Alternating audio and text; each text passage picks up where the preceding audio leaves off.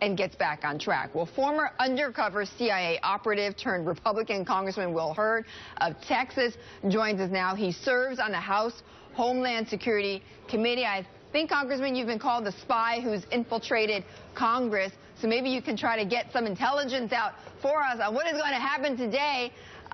Look, what is going to happen? What do you think is the best case scenario here?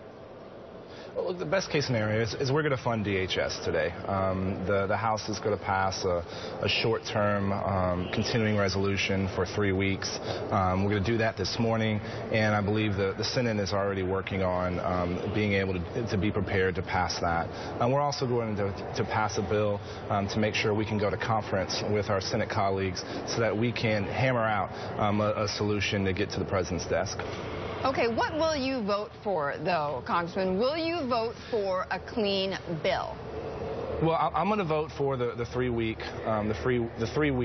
continuing resolution. Right? It's funny that we're having this conversation about funding DHS still. And the insistence on my Democratic colleagues to cling on to some policies that a judge in South Texas has said is unlawful.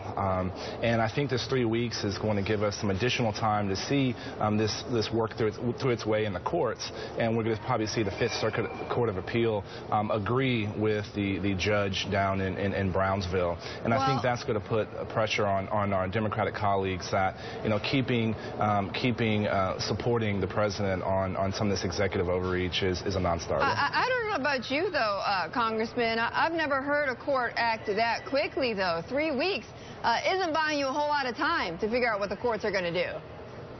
It's going to signal what they're going to do, and we're going to figure out how long this stay is going to continue. All right, this stay may be in place for several months, maybe even a year, and so that gives us, as you open the show, some additional intelligence of what the judicial branch of government is thinking. But today we need to make sure that the funding for DHS doesn't run out.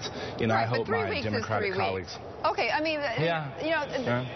We had a Democrat on yesterday who said, look, you can't plan a national security agenda on a 3-week basis. You know that more than anybody else. Right. Look, we have a lot of threats facing our nation. The threats are getting more complicated and more. And so we need to make sure that we are prepared for these threats, that we make sure that Border Patrol, as you know, my district has 820 miles of the border. I have 3 border sectors, 2 major airports.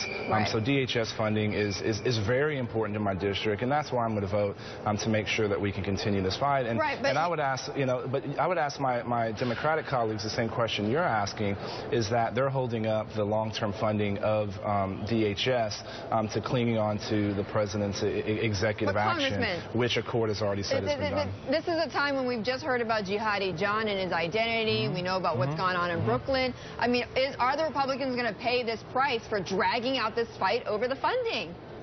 Well, that's why we're going to make sure that it gets funded today and that the funding doesn't slip out through this evening.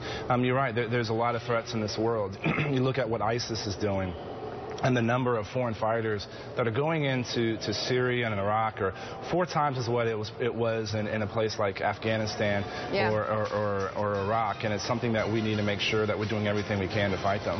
Congressman, thank you so much. Congressman Will Hurd of Texas. We'll be back in 2 minutes.